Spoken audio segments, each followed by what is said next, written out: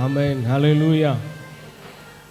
ஆண்டவராகிய இயேசு கிறிஸ்துவின் நாமத்தினாலே அனைவரையும் வாழ்த்தி வரவேற்கிறேன். நிச்சயமாகவே உங்களை எல்லாரையும் கர்த்தர் இந்த நாளிலும் உங்களை ஆசீர்வதித்து உங்களை பெருக பண்ணுவார். ஹல்லேலூயா. ஸ்தோத்திரம். இப்பொழுதுமாக நாம் ஆண்டவருடைய வார்த்தை கேட்பதற்கு முன்பதாக ஒரு பாடலை கேட்டுவிட்டு அதன் பிறகு ஆண்டவருடைய வசனத்தை நாம் தியானிப்போம்.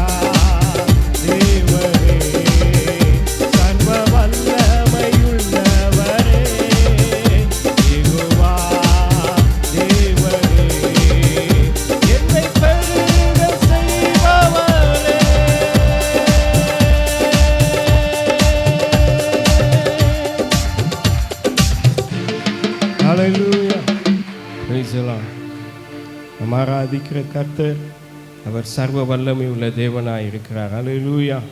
அவரே நமக்கு நம்பிக்கையாக இருக்கிறார். அவரே நம்மை நடத்துகிற தேவனாய் இருக்கிறார். அல்லேலூயா. தொடர்ந்து நம் வேத வசனத்தை நாம் வாசிக்க கேட்ட வசனத்திலிருந்து எரேமியா 30ஆம் அதிகாரம் அதில் 10ஆம் வசனத்தை நாம் வாசித்து நாம் தியானிப்போமாக. ஆகையால் என் தாசனாகிய யாக்கோபே, நீ பயப்படாதே, இஸ்ரவேலே கலங்காதே என்று கர்த்தர் சொல்லுகிறார். இதோ நான் உன்னை தூரத்திலும் உன் சந்ததியை தங்கள் சிறையிருப்பின் தேசத்திலும் இராதபடிக்கு ரட்சிப்பேன். யாக்கோபு திரும்பி வந்து அமர்ந்து சுகித்திருப்பான், அவனை தத்தளிக்க பண்ணுகிறவன் இல்லை. ஆமென். ஹல்லேலூயா. யாக்கோபு திரும்பி வந்து அமர்ந்து சுகித்திருப்பான், அவனை தத்தளிக்க பண்ணுகிறவன் இல்லை. ஹல்லேலூயா. தேவனாகிய கர்த்தர் ஒரு நல்ல ஒரு வாக்குத்தத்தமான ஒரு ஆசீர்வாதமான வார்த்தையை இங்கே அவருடைய பிள்ளைகளாகிய நமக்கும் இதை கர்த்தர் சொல்லி இருக்கிறார். அதாவது யாக்கோபை குறித்து, இஸ்ரவேல் ஜனங்களை குறித்து ஆண்டவர் சொல்லி இருக்கிற வார்த்தை இந்த இடத்துல, இந்த வசனத்தில் நாம் பார்க்க முடியும். யாக்கோபே நீ பயப்படாதே, யாக்கோபே நீ பயப்படாதே, இஸ்ரவேலே நீ கலங்காதே, நீ திரும்பி வந்து சுகித்திருப்பாய். அல்லேலூயா. இன்றைக்கு தேவனாகிய கர்த்தர் உங்களை பார்த்து சொல்லுகிறார், நீ பயப்படாதே, நீ கலங்காதே, இனி நீ சுகித்திருப்பாய். அல்லேலூயா. இனி நீங்கள் சுகித்திருப்பீர்கள். கர்த்தர் உங்களை பார்த்து சொல்லுகிறார். யாக்கோபுக்கு சொன்ன அந்த வார்த்தை நமக்கு தான். அல்லேலூயா. வசனம் சொல்லுகிறது, யாக்கோபே நீ பாக்கியவான். உபாகமம் 33 அதிகாரம் 29ஆம் வசனத்தில் சொல்லி இருக்கிறது, யாக்கோபே நீ பாக்கியவான், கர்த்தரால் ரட்சிக்கப்பட்ட ஜனமே உனக்கு ஒப்பானவன் யார்? அப்படின்னா ஆண்டவர் ரட்சிக்கப்பட்ட ஜனத்தை தான் யாக்கோபு என்று அழைக்கிறார். அல்லேலூயா. இஸ்ரவேல் என்று அழைக்கிறார். நாம் எல்லாரும் ஆவிக்குரிய இஸ்ரவேலராக இருக்கிறோம். அல்லேலூயா. அவரால் ரட்சிக்கப்பட்ட ஜனமாக இருக்கிறோம். அல்லேலூயா. இயேசு கிறிஸ்து நமக்காக சிலுவையில் சிந்தின அவருடைய இரத்தத்தினாலே நாம் மீட்டெடுக்கப்பட்டவர்களாக, நம்ம ரட்சிக்கப்பட்டவர்களாக இருக்கிறோம். அல்லேலூயா. அப்படிப்பட்ட ரட்சிக்கப்பட்ட நம்மை கர்த்தர் பார்த்து சொல்லுகிறார், யாக்கோபே நீ இனி சுகித்திருப்பாய். அல்லேலூயா. யாக்கோபே என்று சொல்லப்பட்டிருக்கிற பெயரில் உங்கள் பெயரை போட்டுக்கிடுங்க. அதில் எல்லாரும் ஒரு பேர் உங்கள் பேரை முன்னால் போட்டுட்டு, இனி நான் சுகித்திருப்பேன். அல்லேலூயா. ஒருவேளை சுகத்தின் வாழ்க்கையை நாம் பெற்றுக்கொள்ள முடியாதபடி, ஒரு ஆசீர்வாதமான ஒரு வாழ்க்கையை, ஒரு சூழ்நிலைமை நமக்கு கிடைக்காமல் இருக்கும் என்று சொன்னாலும் பாருங்க, அது இல்லாமல் இருக்குமானாலும், ஒருவேளை நாம் எதிர்பார்க்கிற காரியங்கள், நாம் விரும்புகிற அநேக காரியங்கள், நாம் தேவனிடத்தில் ஜெபித்து கொண்டிருக்கிற பல நன்மையான காரியங்களுக்காக நாம் ஜெபித்து கொண்டிருக்கிறோம். ஆனால் சில நேரம் நாம் நினைக்கிறபடி நாம் அந்த ஆசீர்வாதத்தை பெற்றுக்கொள்ள முடியாத ஒரு சூழ்நிலைமை நமக்கு எதிராக இருக்கும்போது, கர்த்தர் அப்படிப்பட்ட எல்லா விதமான சூழ்நிலைமைகளை கர்த்தர் திருப்பி ஆண்டவர் இன்றைக்கு உங்களுக்கு சொல்லுகிறார், இனி நீங்கள் சுகித்திருப்பீர்கள். அல்லேலூயா. இங்கே அப்படிதான் வசனம் சொல்லுகிறது. இனி யாக்கோபு திரும்பி வந்து அமர்ந்து சுகித்திருப்பான். நீங்கள் சுகித்திருப்பீர்கள், எல்லாவற்றிலும் வாழ்ந்து சுகமாய் இருப்பீர்கள். அல்லேலூயா. வசனம் 3 யோவான் 2ஆம் வசனம் சொல்லுகிறது, பிரியமானவனே உன் ஆத்துமா வாழ்கிறது போல நீ எல்லாவற்றிலும் வாழ்ந்து சுகமாய் இருக்கும்படி வேண்டுகிறேன். அல்லேலூயா. ஆவியானவர் நமக்காக வேண்டுதல் செய்கிறார். வாக்கு கடங்காத பெருமூச்சுகளோடு ஆவியானவர் நமக்காக வேண்டுதல் செய்கிறார். அல்லேலூயா. யாக்கோபு இனி சுகித்திருக்க வேண்டும். பிரியமானவனே உன் ஆத்துமா வாழ்கிறது போல நீங்கள் எல்லாவற்றிலும் வாழ்ந்து சுகமாயிருக்க வேண்டும். அல்லேலூயா. எல்லாவற்றிலும் நீங்கள் வாழ்ந்திருக்க வேண்டும். பலத்திலும் சுகத்திலும் சந்தோஷத்திலும் சமாதானத்திலும் ஐஸ்வர்யத்திலும் கனத்திலும் மேன்மையிலும் நீங்கள் எல்லாரும் சுகித்து வாழ்ந்திருக்க வேண்டும். ஹல்லேலூயா. ஆமென் சொல்ல மாட்டீங்களே? ஆமென். ஹல்லேலூயா. யாரெல்லாம் சொல்றீங்களோ உங்களுக்கு அப்படியே நடக்கும். சொல்லாதவங்களுக்கு மெதுவாக நடக்கும். ஹல்லேலூயா. சீக்கிரம் நடக்கணுமா மெதுவாக நடக்கணுமா? சீக்கிரம் கர்த்தர் சுக வாழ்வை துளிர்க்க செய்யணும். ஹல்லேலூயா. கர்த்தர் அப்படியே செய்வார். அவர் வாக்கு பண்ணினவர் உண்மை உள்ளவர். அவர் வார்த்தை ஒரு நாளும் தரையில விழவே விட மாட்டார். ஹல்லேலூயா. அது போன காரியமாய் வாய்க்கும். இனி யாக்கோபு சுகித்திருப்பான் என்று வசனம் சொல்லுகிறது. ஹல்லேலூயா. அப்படி என்றால் இனி யாக்கோபு திரும்பி வந்து அமர்ந்து சுகித்திருப்பான் என்றால், கடந்த காலங்களிலே கடந்த நாட்களிலே யாக்கோபு எப்படிப்பட்ட காரியங்களிலே அவன் கடந்து வந்தான், எப்படிப்பட்ட உபத்திரவங்களை, எப்படிப்பட்ட பாடுகள் மத்தியிலே கர்த்தர் அவனை நடத்தி வந்தார். அதன் பிறகு கர்த்தர் அவனுக்கு சுகித்திருக்கும்படியான ஒரு ஆசீர்வாதத்தை கொடுத்தார். அதை தான் நாம் இன்று வேதத்தில் ஒரு சில வசனங்களை கொஞ்ச நேரம் நாம் தியானிப்போம். அதே நாம் வாசித்த அந்த வசனத்திலேயே யாக்கோபு திரும்பி திரும்பி வந்து அமர்ந்து சுகித்திருப்பான், அவனை தத்தளிக்க பண்ணுகிறவன் இல்லை.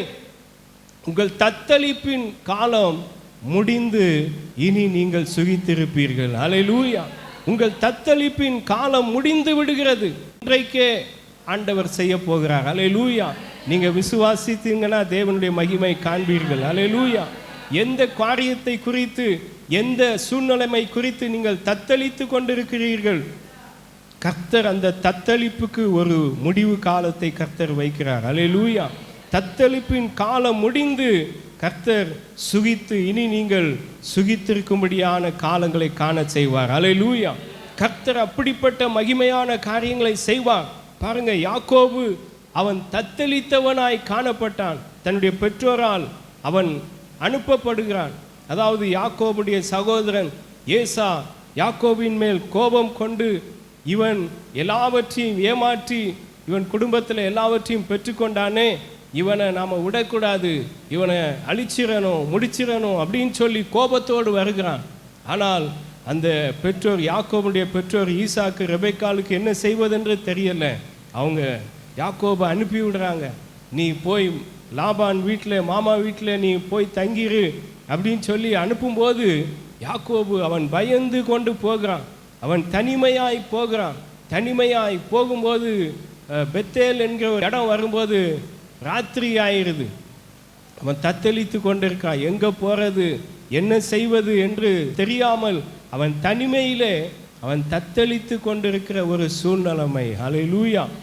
தத்தளிப்பு என்றால் நீச்சல் தெரியாத ஒரு மனுஷன் ஏதோ ஒரு குளத்துலையோ ஏதோ ஒரு ஆற்றில் விழுந்துட்டா அவன் அதிலிருந்து வெளியில் வர முடியாது. நிறைய பேர் சொல்லுவாங்க, பாரு இவன் நீச்சல் தெரியாமல் எப்படி தத்தளிச்சுக்கிட்டே இருக்கிறான் பாரு, வெளியில் வர முடியல, இதிலிருந்து மீண்டு வர முடியல, அவன் கதை அவ்வளோதான் முடிஞ்சு போச்சு போல அப்படின்ன மாதிரி சொல்லுவாங்க. அதுதான் ஒரு தத்தளிப்பின் சூழ்நிலைமை, ஒரு தத்தளிப்பின் காரியம். ஒருவேளை நம்முடைய வாழ்க்கையிலே பல சூழ்நிலைமை நிமித்தமாக, பல பிரச்சனை நிமித்தமாக, பல விதமான போராட்டத்துக்குள்ளே நாம் சிக்கி கொண்டவர்களாக, சில காரியங்களிலே நாம் தத்தளித்து கொண்டிருக்கிறவர்களாக காணப்படும் போது கர்த்தர் அதிலிருந்து நம்மை மீட்டெடுத்து நம்மை சுகித்திருக்கும்படி ஆண்டவர் செய்வார். ஹல்லேலூயா. எப்படிப்பட்ட ஒரு தத்தளிப்பின் வாழ்க்கை காணப்பட்டாலும் இனி அவ்வளவுதான், எல்லாம் முடிந்து விட்டது, இனி வாழ்க்கை அவ்வளவுதான், இனி ஒன்றுமே செய்ய முடியாத ஒரு சூழ்நிலைமை. அப்படிப்பட்ட ஒரு தத்தளிப்பின் மத்தியிலே தேவன் ஒரு சுக வாழ்வை துளிர்க்க செய்வார். ஹல்லேலூயா. கர்த்தர் நம்மை துளிர்க்க, அதாவது சுகித்திருக்கும்படி செய்வார். ஹல்லேலூயா. வேதத்தில் அநேக தேவ மனுஷருடைய வாழ்க்கையில் அப்படி நடந்திருக்கிறதை வேதத்தில் வாசிக்க முடியும். எலிசா தீர்க்கதரிசியின் காலத்தில் ஒரு ஸ்திரீயானவள், அவள் அதிகமாக கடன்பட்டவளாய் காணப்பட்டாள். அந்த வசனத்தை நாம் வாசிக்க முடியும். 2 ராஜாக்கள் 4ஆம் அதிகாரம், அதில் 2ஆம் வசனம் 1-2. தீர்க்கதரிசி புத்திரர்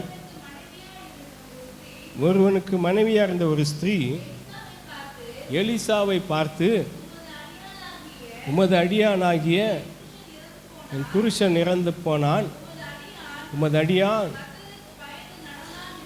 கர்த்தருக்கு பயந்து நடந்தான் என்பதை அறிந்து கடன் கொடுத்தவன் இப்போது என் 2 குமாரரையும் தனக்கு அடிமையாக்கி கொள்ள வந்தான் என்று பாருங்க, அவள் சொல்லுகிறதை இந்த இடத்துல நாம் பார்க்கிறோம். அதாவது அந்த தீர்க்கதரிசிகளின் புத்திரரில் ஒரு மனுஷன் அவனுடைய அதாவது குடும்பத்தில் அவன் கடன் வாங்கியிருந்தான். ஆனால் அவன் இறந்து விடுகிறான். அவன் இறந்து விடுகிறதுனால அந்த தீர்க்கதரிசியின் மனைவியிடத்தில் கடன் கொடுத்தவன் கடன் கேட்கிறான். அவள் அந்த கடனை கொடுப்பதற்கு வழி இல்லை. இந்த விஷயத்தை இவள் போய் எலிசா தீர்க்கதரிசனத்தில் சொல்லுகிறார். ஐயா, என் குடும்பத்தில் இப்படிப்பட்ட ஒரு சூழ்நிலைமை, என் கணவர் கடனை வாங்கினார், ஆனால் அவர் இப்பொழுது இல்லை, அவர் இறந்துட்டார். ஆனால் கடன் கொடுத்தவன் என்கிட்ட கடன் கொடுத்ததை திரும்பி கேட்கிறான். நான் என்ன செய்வதென்று தெரியல, நான் எப்படி அதை கொடுப்பதற்கு எனக்கு வழி இல்லை, நான் என்ன செய்வதென்று தெரியல. ஆனால் அந்த கடன் கொடுத்தவன் உன்னிடத்தில் இருக்கிற அந்த 2 குமாரரையும் நான் சிறைப்பிடித்து கொண்டு போய் விடுவேன் அப்படின்ட்டு அவன் நிற்கிறான். நான் என்ன கடனை நான் எப்படி கொடுக்க போகிறேன் என்று தெரியலை என்று அப்படி அந்த ஸ்திரீயானவள் சொன்னபோது அந்த தேவ மனுஷன் சொல்லுகிறான், உன்னிடத்தில் என்ன இருக்குதுமா, உன்கிட்ட என்ன இருக்குது அப்படின்னு சொன்ன உடனே அவள் சொல்லுகிறான், 1 குடம் எண்ணெய் இல்லாமல் வேற எதுவுமே இல்லை அப்படின்னா அந்த 1 குடம் எண்ணெய் போதும். பாருங்க, அந்த ஸ்திரீயானவள் அந்த 1 குடம் எண்ணெயை விற்று அவள் கடனை கொடுக்க முடிஞ்சால் அவள் கொடுத்து முடிச்சிருப்பான். ஆனால் அவளுக்கு இருந்த அந்த கடன் அதிகமான ஒரு பெரிய கடனாக இருந்தது. ஆனபடினால கொடுக்க முடியாத ஒரு சூழ்நிலைமை. அதுதான் ஒரு தத்தளிப்பின் வாழ்க்கை. என்ன செய்வது, என் பிள்ளைகளை இவன் இந்த கடன் கொடுத்தவன் சிறைப்பிடித்து கொண்டு போய் விடுகிறேன் என்று சொல்லுகிறானே, நான் என்ன செய்வது என்று தெரியவில்லையே என்ற ஒரு தத்தளிப்பின் சூழ்நிலைமை மத்தியிலே அந்த தேவ மனுஷன் சொல்லுகிறான், உன்னிடத்தில் இருக்கிற அந்த எண்ணெயை நீ வைத்து உன் வீட்டுக்குள்ளே பிரவேசித்து உன் கதவை பூட்டி கொண்டு உன் வீட்டு பக்கத்தில் இருக்கிற எல்லாரிடத்திலும் போய் நீ பாத்திரத்தை வாங்கி கொண்டு அந்த எண்ணெயை நீ ஊற்று. உன்கிட்ட இருக்கிற எண்ணெயை காலியான பாத்திரத்தில் நீ ஊற்றிக்கிட்டே இரு, கர்த்தர் ஒரு அற்புதத்தை செய்வார். அல்லேலூயா. அந்த தேவ மனுஷனுடைய வார்த்தைக்கு அவள் செவி கொடுத்து அப்படியே அவள் தன் வீட்டில் செய்தபோது அந்த எண்ணெய் சுரந்து வந்து கொண்டே இருந்தது. அல்லேலூயா. அதுதான் தேவன் செய்கிற ஒரு பெரிய அற்புதம், தேவன் செய்கிற ஒரு பெரிய மகத்துவமான காரியம். அவள் ஊற்றிக்கொண்டே இருக்கும்போது அந்த எண்ணெய் சுரந்து வந்து கொண்டே இருக்குது. எல்லாம் பாத்திரம் நிரம்பி விட்டது. அதன் பிறகு அந்த ஸ்திரீ கேட்கிறார், வேற ஏதாவது பாத்திரம் இருக்குமா, அப்படி கொண்டு வா அப்படின்னு சொன்ன உடனே பாத்திரம் இல்லைன்னு சொன்ன உடனே எண்ணெய் நின்று போய்விட்டது. அல்லேலூயா. அப்படி என்றால் தேவனாகிய கர்த்தர் பாருங்க, அந்த இடத்துல அந்த ஸ்திரீயானுடைய தத்தளிப்பின் நேரத்தில் ஒரு பெரிய அற்புதத்தை செய்து அவளை சுகித்திருக்கும்படி ஆண்டவர் செய்தார். அல்லேலூயா. நீங்கள் எந்த சூழ்நிலைமையிலே நீங்கள் தத்தளித்து கொண்டிருக்கிறவர்களாக இருக்கிறீர்கள், எந்தவித பிரச்சனையின் மத்தியிலே எந்த ஒரு காரியத்திலே நீங்கள் தத்தளித்து கொண்டிருக்கிறவர்களாக இருந்தாலும் கர்த்தர் அதிலிருந்து உங்களை மீட்டெடுத்து ஆண்டவர் உங்களை சுகித்திருக்கும்படி செய்வார். அல்லேலூயா. யாக்கோபு இனி சுகித்திருக்கும்படி செய்வார். யாக்கோபு இனி தத்தளிப்பு கிடையாது. அல்லேலூயா. இனி உங்களுக்கு தத்தளிப்பு கிடையாது. கர்த்தர் உங்கள் சுகவாழ்வை அவர் துளிர்க்க செய்கிற தேவனாக இருக்கிறார். அல்லேலூயா. புதிய ஏற்பாட்டில் கூட ஒரு ஸ்திரீயானவளுக்கு அப்படிப்பட்ட ஒரு பெரிய தத்தளிப்பு, 12 வருஷமாக ஒரு வியாதி, அநேக வைத்தியர்களை அவள் போய் பார்த்தாள். எத்தனையோ இடத்துல அவள் மருந்து மாத்திரை எவ்வளவோ பணத்தை செலவழித்தும் அவளுக்கு கொஞ்சம் கூட சரீரத்தில் சுகம் கிடைக்கவே இல்லை. அவளுக்கு ஒரு நம்பிக்கை வந்தது. அவளுக்கு எவ்வளோ பெரிய கஷ்டமாக இருந்திருக்கும் பாருங்க. நான் எவ்வளோ பணத்தை செலவு பண்ணிட்டேன், எவ்வளவோ வைத்தியர்களை பார்த்துட்டேன், எனக்கு கொஞ்சம் கூட எனக்கு சரீரத்தில் மாற்றம் இல்லையே. கொஞ்சம் கூட சுகம் இல்லையே என்று சொல்லி அவளுடைய வாழ்க்கையிலே அவள் தத்தளித்து கொண்டிருக்கிறாள். தன்னுடைய ஜீவன், ஒருவேளை என் வாழ்க்கை அவ்வளோதானோ, என் வாழ்க்கை முடிந்து போயிருமோ அப்படின்ற ஒரு நிலைமை, ஒரு தத்தளிப்பின் நிலைமை தான். ஆனாலும் அவளுக்கு ஒரு விசுவாசம், இயேசு இந்த வழியாய் வருகிறார், இயேசு இந்த வழியாய் போகும்போது நான் அவருடைய வஸ்திரத்தை ஆகிலும் தொட்டு சொஸ்தமாவேன் என்ற ஒரு விசுவாசம். ஹல்லேலூயா! அவளுக்குள்ள இருந்த அந்த விசுவாசத்தின்படியே எத்தனையோ ஜனங்கள் இயேசு கிறிஸ்துவை நெருக்கி கொண்டு போய் கொண்டிருந்தார்கள். ஆனாலும் இவள் விடவே இல்லை. இவள் நம்பிக்கையில் உறுதியாக இருந்து, நான் எப்படியாவது எவ்வளோ ஜனங்கள் இயேசுவை நெருக்கி போனாலும் நான் போய் அவருடைய வஸ்திரத்தை தொட்ட உடனே எனக்கு ஒரு அற்புதம் நடக்கும். ஹல்லேலூயா! அவருடைய நம்பிக்கை வீண் போகவில்லை. அவள் போய் இயேசுவின் வஸ்திரத்தை தொட்ட உடனே ஆண்டவரிடத்திலிருந்து வல்லமை புறப்பட்டது. ஹல்லேலூயா! உடனே அவள் சுகமானாள் என்று வசனம் சொல்லுகிறது. உடனே அவள் ஆரோக்கியம் அடைந்தாள். இயேசு சொல்லுகிறார், என்னிடத்திலிருந்து ஒரு வல்லமை புறப்பட்டதே, என்னை தொட்டது யார் யார் என்று கேட்குறார். சீஷர்லாம் சொல்கிறாங்க, இவ்வளோ ஜனங்க உங்களை நெருக்கிட்டு போகிறாங்களே, என்ன தொட்டது யாருன்னு கேட்டால் இவ்வளோ ஜனங்கள் மத்தியில் யாரை நாம் சொல்ல முடியும் அப்படின்னு சொல்லும்போது உடனே அந்த ஸ்திரீயானவள் அறிந்து ஆண்டவருடைய பாதத்தில் விழுந்து, ஆண்டவரே, எனக்கு இப்படிப்பட்ட ஒரு தத்தளிப்பின் நாட்கள் இருந்தது, என் சரீரத்தில் இப்படிப்பட்ட ஒரு கொடிய வேதனை, ஒரு வியாதி இருந்தது, நான் தான் உம்மை தொட்டேன்னு சொன்ன உடனே ஆண்டவர் உடனே சொல்லுகிறார், ஸ்திரீயே, உன் விசுவாசம் உன்னை ரட்சித்தது. ஹல்லேலூயா! நீ சமாதானத்தோட போ, உன் வேதனை நீங்கி நீ சுகமாயிரு. ஹல்லேலூயா! கர்த்தர் அவளுக்கு சுகித்திருக்கும்படி செய்தார். ஆண்டவர் அவளுடைய தத்தளிப்பை பார்த்து ஆண்டவர் அவளுக்கு சுகமான வாழ்க்கை கொடுத்தார். ஹல்லேலூயா! அப்படி என்றால் நாம் எந்த சூழ்நிலைமையில், எந்த பலவீனத்தின் நிமித்தமாக, எந்த விதமான வியாதியின் நிமித்தமாக நாம் தத்தளித்து கொண்டிருந்தாலும் மனுஷனால் செய்ய முடியாததை நம் ஆண்டவராகிய இயேசு கிறிஸ்துவால் செய்ய முடியும். ஹல்லேலூயா! எத்தனையோ விதமான மருத்துவங்கள் இருக்கலாம், எத்தனையோ விதமான மருந்து மாத்திரைகள் இருக்கலாம், எல்லா வல்லமையை காட்டிலும், எல்லா விதமான செயல்களை காட்டிலும் நம் இயேசுவின் வல்லமை பெரியது. ஹல்லேலூயா! அவர் தொட்டா போதும், அவர் தொட்ட யாவரும் சொஸ்தமாவார்கள். ஹல்லேலூயா! இந்த காலை வேளையிலும் ஆண்டவர் சமூகத்தில் வந்திருக்கிற ஒவ்வொரு பேருடைய சரீரத்தில் ஆண்டவருடைய வல்லமை இறங்குகிறது. எத்தனை பேர் சுவாசிக்கிறீங்க? நம்முடைய ஆண்டவர் சுகம் கொடுக்கிறவர், அவர் உங்களை சுகித்திருக்கும்படி செய்வன் என்று சொல்லியிருக்கிறார்.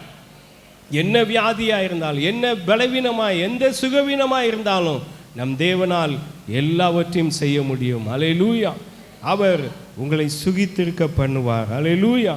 அப்படி என்றால் உங்கள் தத்தளிப்பின் நாட்கள், காலங்கள் முடிந்து ஒரு சுகித்திருக்க, ஒரு சுகமான வாழ்வை ஆண்டவர் தருவேன் என்று ஆண்டவர் சொல்லுகிறார். ஹல்லேலூயா!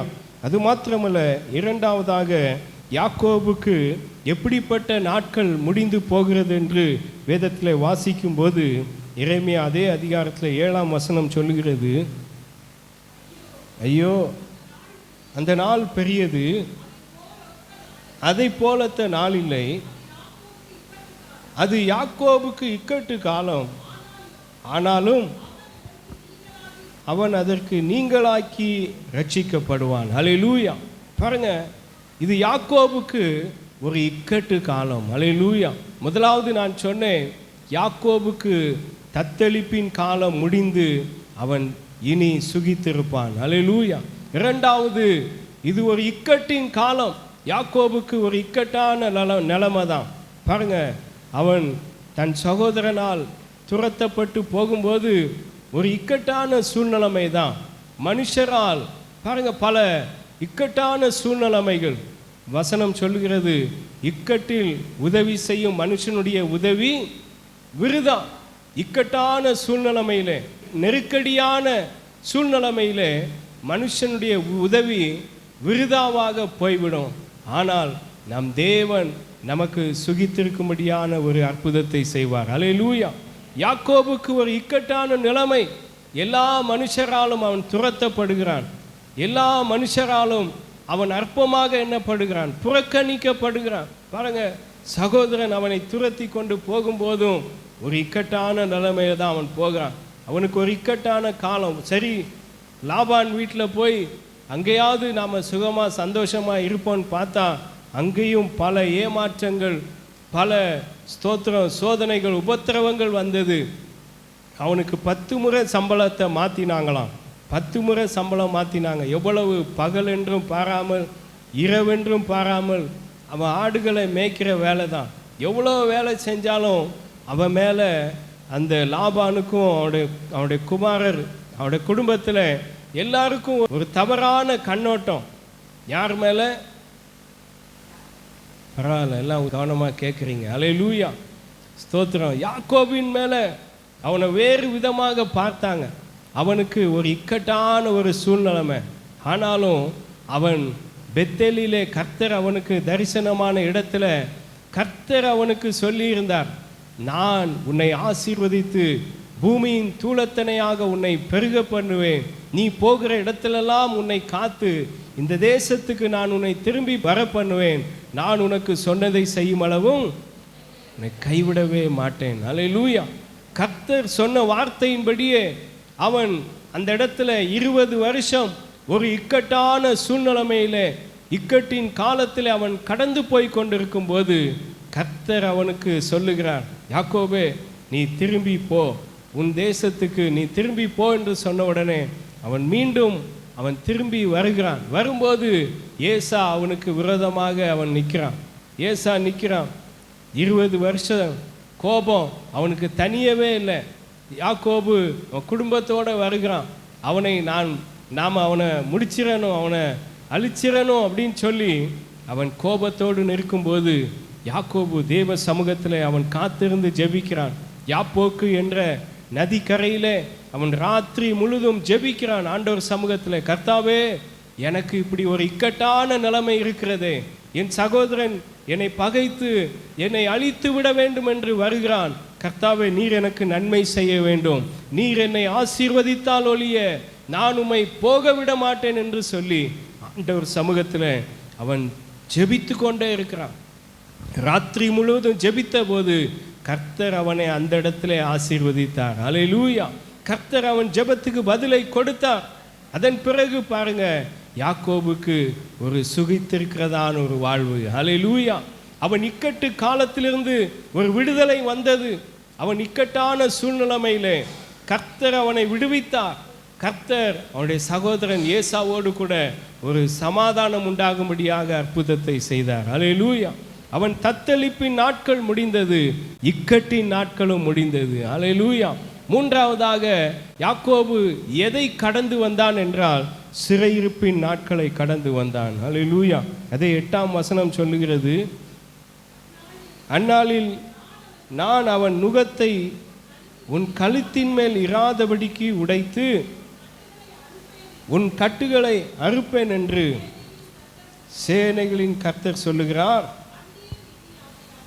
அந்நியர் இனி அவனை அடிமை கொள்வதில்லை. அல்லேலூயா. அந்நியர் இனி அவனை அடிமை கொள்வதில்லை. அப்படி என்றால் இனி அவன் அடிமை கொள்வதில்லை என்றால் அவன் முன்பு கடந்த காலத்தில் அவன் அடிமையாக, அவன் சிறைப்பட்டவனாக காணப்பட்டான். சிறையிருப்பு என்றால் நம்ம எல்லாருக்கும் தெரியும், ஒரு சுதந்திரமாக எதையுமே செய்ய முடியாது, நாம் விரும்புகிறத நாம் செய்யவே முடியாது, நாம் ஒரு அடிமைகளாக இருக்கிற ஒரு சூழ்நிலைமை, அதுதான் ஒரு சிறையிருப்பின் நாட்களாய் காணப்பட்டது. யாக்கோபுக்கு அப்படி சிறையிருப்பின் நாட்கள். இஸ்ரவேல் ஜனங்கள் கூட 430 வருஷம் அவர்கள் எகிப்திலே அடிமைகளாக இருந்தார்கள், ஒடுக்கப்பட்டார்கள், உபத்திரவப்படுத்தப்பட்டார்கள், கொடுமைப்படுத்தப்பட்டார்கள். ஆனால் ஒரு நாள் வந்தது, கர்த்தர் இஸ்ரவேல் ஜனங்களுடைய கூக்குரலை கர்த்தர் கேட்டார். அல்லேலூயா. கர்த்தர் அந்த ஜெபத்தை கேட்டு ஜனங்களுக்காக ஆண்டவர் இறங்கி கர்த்தர் எகிப்திலே பலத்த காரியத்தை செய்தார். அல்லேலூயா. ஆண்டவர் 10 விதமான வாதைகளை உண்டு பண்ணி கடைசியாக ஒரு வாதை அனுப்பினார். சங்கார தூதனை அந்த எகிப்து தேசத்தில் அனுப்பி எகிப்தின் தலைச்சன்களை எல்லாம் ஆண்டவர் அங்கே சங்கரித்து இஸ்ரவேல் ஜனங்களுக்கு கர்த்தர் ஒரு பெரிய பாதுகாப்பை கொடுத்தார். அல்லேலூயா. ஆட்டுக்குட்டியின் இரத்தத்தினாலே கர்த்தர் தேவ ஜனங்களை பாதுகாத்தார். இன்றைக்கும் கர்த்தர் நமக்காக தேவ ஆட்டுக்குட்டியாகிய இயேசு கிறிஸ்துவின் இரத்தம் நமக்கு பாதுகாப்பை கொடுக்கிறது. அல்லேலூயா. இந்த உலகத்தில் யார் உங்களை அடிமைப்படுத்தினாலும், யார் உங்களை சிறுமைப்படுத்தினாலும், யார் உங்களை உபத்திரவப்படுத்தினாலும் கர்த்தர் அதிலிருந்து உங்களை விடுவிக்க வல்லவராக இருக்கிறார். அல்லேலூயா. ஆண்டவருடைய இரத்தம் உங்கள் மேல் ஒவ்வொரு பேர் மேலே இருக்கிறது. அல்லேலூயா. இயேசு நமக்காக கல்வாரி சிலுவையில் தம்மையே ஜீவ பலியாக ஒப்பு கொடுத்து அவருடைய இரத்தத்தை நமக்காக தந்திருக்கிறார். அல்லேலூயா. ஆண்டவருடைய இரத்தம் நம்மை எல்லா விதமான அடிமைத்தனத்திலிருந்து நம்மை விடுவிக்கிறதாக இருக்கிறது. அல்லேலூயா. அப்படி என்றால் இனி நீங்கள் சுகித்திருப்பீர்கள். அல்லேலூயா. எதுவும் உங்களை அடிமைப்படுத்த முடியாது. எந்த பிசாசின் கிரியைகளோ, எந்த சத்ருவின் போராட்டங்களோ, எந்த பலவீனமோ, எந்த வியாதியோ உங்களை மேற்கொள்ளவே முடியாது. அல்லேலூயா. நீங்கள் எல்லாவற்றிலிருந்து விடுதலையாக்கப்படுவீர்கள். கர்த்தர் இனி உங்களை சுகித்திருக்கும்படி செய்வார். அல்லேலூயா. யாக்கோபு திரும்பி வந்து அமர்ந்து சுகித்திருப்பான். அல்லேலூயா. அப்படி என்றால் இன்றைக்கு கர்த்தர் சொல்லுகிற வார்த்தை, ஆண்டவர் என்ன சொல்லுகிறார்? இனி உங்களை தத்தளிக்க பண்ணுவார் ஒருவருமே கிடையாது. இனி நீங்கள் உங்களுடைய இக்கட்டு காலங்களுக்கு கர்த்தர் ஒரு முடிவை உண்டு பண்ணிவிட்டார். இனி நீங்கள் சிறைப்பட்டு அடிமைகளாக இருக்க மாட்டீர்கள். நீங்கள் எல்லாவற்றிலும் சுகித்து வாழ்ந்திருப்பீர்கள். அல்லேலூயா. அப்படி என்றால் உங்கள் வாழ்க்கையில் தத்தளிப்பின் நாட்கள் பாருங்க, யாக்கோபுக்கு தத்தளிப்பு முடிந்து விட்டது. அடுத்ததாக இக்கட்டு காலம் முடிந்து விட்டது. அவனுக்கு ஸ்தோத்திரம், சிறையிருப்பின் காலம், அடிமையின் காலம் முடிந்து விட்டது. அதன் பிறகு என்ன செய்ய வேண்டும் என்றால் ஆண்டவர் சொல்லுகிறார், நீ எழுந்து பெத்தேலுக்கு போ. அல்லேலூயா. நான் உனக்கு தரிசனமான, நான் உன்னை சந்தித்த, நான் உன்னோடு பேசின, உன்னை ஆசீர்வதித்த அந்த பெத்தேலுக்கு போய் நீ கர்த்தரை தொழுது கொள்ள வேண்டும். அல்லேலூயா. ஆதியாகமம் 35 அதிகாரம் 1 வாசிங்க.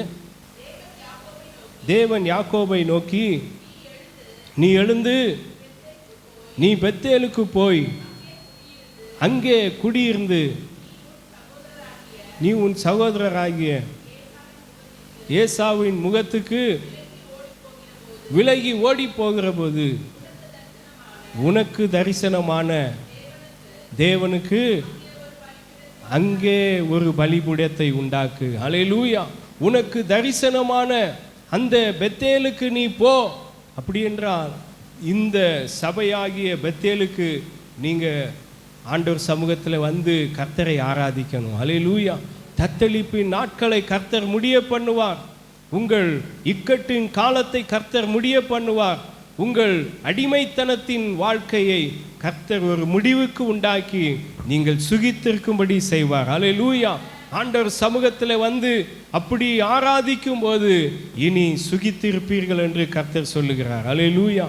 அப்படிப்பட்ட ஒரு மேன்மையை, ஆசீர்வாதத்தை கர்த்தர் இந்த நாளிலே நம்ம எல்லாருக்கும் தந்து நம்மை நடத்த வல்லவராய் இருக்கிறார். கர்த்தர் தாமே உங்களை ஆசீர்வதிப்பாராக. நாம் எல்லாரும் எழுந்து நின்று கொஞ்ச நேரம் ஆண்டவரை ஸ்தோத்திரித்து கேட்ட வசனத்தின்படி ஆண்டவர் நம்மை ஆசீர்வதிக்கும்படியாக கர்த்தரை நாம் மகிமைப்படுத்துவோமாக. ஹல்லேலூயா, ஹல்லேலூயா. கர்த்தாவே உமக்கு ஸ்தோத்திரம் ஐயா. நீர் தந்த நல்ல வார்த்தைக்காக ஸ்தோத்திரம். நீர் தந்த நல்ல வசனத்துக்காக ஸ்தோத்திரம் ஆண்டவரே. இனி தத்தளிக்க பண்ணுகிறவன் இல்லை என்று சொல்லி இருக்கிறீர் ஆண்டவரே. ஹல்லேலூயா, ஹல்லேலூயா, ஹல்லேலூயா. ஸ்தோத்திரம் ஐயா. இனி நீ சுகித்திருப்பாய் என்று சொல்லி இருக்கிறீரப்பா ஆண்டவரே. ஸ்தோத்திரம் ஐயா. ஹல்லேலூயா. ஸ்தோத்திரம். இக்கட்டு காலத்துக்கு ஒரு முடிவை உண்டாக்கி ஆண்டவரே நீர் சுகித்திருக்க செய்கிற தேவன். ஹல்லேலூயா. அடிமை கொள்வதில்லை யாக்கோபு, இனி அடிமை கொள்வதில்லை என்று சொல்லி இருக்கிறீர் ஆண்டவரே. சிறையிருப்பின் வாழ்க்கையிலிருந்து கர்த்தர் விடுதலை கொடுத்து ஆண்டவரே சுகித்திருக்கும்படியாய் செய்கிற தேவன். ஹல்லேலூயா. இனி யாக்கோபு சுகித்திருப்பான் என்று சொல்லி இருக்கிறது. எல்லாரும் ஸ்தோத்திரம் பண்ணுங்க, எல்லாரும் ஆண்டவரை மகிமைப்படுத்துங்க. ஹல்லேலூயா. கைகளை தட்டி கரங்களை தட்டி ஆண்டவருடைய வார்த்தைக்காக கர்த்தருக்கு நாம் நன்றி சொல்லுவோமா? ஆண்டவருடைய வார்த்தைக்காக நன்றி சொல்லுங்க. இனி நீங்கள் சுகித்திருப்பீர்கள், இனி நீங்கள் சுகித்திருப்பீர்கள். ஹல்லேலூயா. ஸ்தோத்திரம், ஸ்தோத்திரம். கர்த்தாவே உமக்கு நன்றி அப்பா. ஸ்தோத்திரம், ஸ்தோத்திரம், ஸ்தோத்திரம், ஸ்தோத்திரம், ஸ்தோத்திரம். ஹல்லேலூயா, ஹல்லேலூயா, ஹல்லேலூயா. கர்த்தர் சொல்லி இருக்கிறார். அவருடைய வார்த்தை சொல்லப்பட்டிருக்கிறது. இனி யாக்கோபுக்கு தத்தளிப்பு கிடையாது. தத்தளிப்பின் காலங்கள் முடிந்து விட்டது. இக்கட்டு காலம் முடிந்து விட்டது. சிறையிருப்பின் காலம் முடிந்து விட்டது. இனி யாக்கோபு சுகித்திருப்பான். அல்லேலூயா. இனி நீங்கள் சுகித்திருப்பீர்கள். உங்கள் பெயரை வைத்து சொல்லி நீங்கள் சொல்லுங்க, இனி நான் சுகித்திருப்பேன். அல்லேலூயா. இனி நான் சுகித்திருப்பேன். அல்லேலூயா. கர்த்தர் எனக்கு சொல்லிவிட்டார், நான் அதை விசுவாசிக்கிறேன். கர்த்தர் என்னை அப்படியே நடத்துவார். கர்த்தர் என்னை அப்படியே ஆசீர்வதிப்பார். ஹல்லேலூயா, ஹல்லேலூயா, ஹல்லேலூயா. ஸ்தோத்திரம், ஸ்தோத்திரம், ஸ்தோத்திரம். எங்கள் அன்பின் பரலோக பரிசுத்த பிதாவே, இந்த நல்ல ஆசீர்வதிக்கப்பட்ட மனமகிழ்ச்சி நாளுக்காக உம்மை துதிக்கிறோம், ஸ்தோத்திரிக்கிறோம். ஆண்டவரே, நாங்கள் எல்லாரும் ஒன்று கூடி உம்முடைய சமூகத்தில் வந்து இந்த நாளிலும் உம்மை ஆராதித்து உம்மை உயர்த்தும்படியான ஒரு கிருபை கொடுத்தீரே, உமக்கு நன்றி செலுத்துகிறோம் ஐயா. உடைய வசனத்தின் மூலமாக உடைய வார்த்தை கேட்ட ஒவ்வொரு பேரையுமாக கர்த்தர் பலப்படுத்துங்கப்பா, ஆசீர்வதிங்க ஆண்டவரே, நன்மை செய்யுங்க. எல்லாருடைய தேவைகள் சந்திக்கப்பட வேண்டும் ஐயா. எல்லாருடைய எல்லா பிரயாணங்களிலே கர்த்தர் கூட இருந்து ஆண்டவரே ஆசீர்வதித்து பாதுகாத்து நடத்த வேண்டும் ஐயா. உடைய வார்த்தையின்படி கர்த்தர் ஆசீர்வதிங்க. இனி யாக்கோபு சுகித்திருப்பான் என்று சொல்லி இருக்கிறபடி ஆண்டவரே, இஸ்ரவேல் சுகித்திருப்பான் என்று சொல்லி இருக்கிறபடி ஆண்டவரே, உடைய ஜனங்களை கர்த்தர் அப்படியாக நீர் பலப்படுத்துங்க, ஆசீர்வதிங்க ராஜா. உடைய நாமத்தை மகிமைப்படுத்துங்க, ஆசீர்வதிங்க. இயேசு கிறிஸ்து மூலம் ஜெபம் கேளும் ஜீவனுள்ள நல்ல பிதாவே. ஆமென், ஆமென்.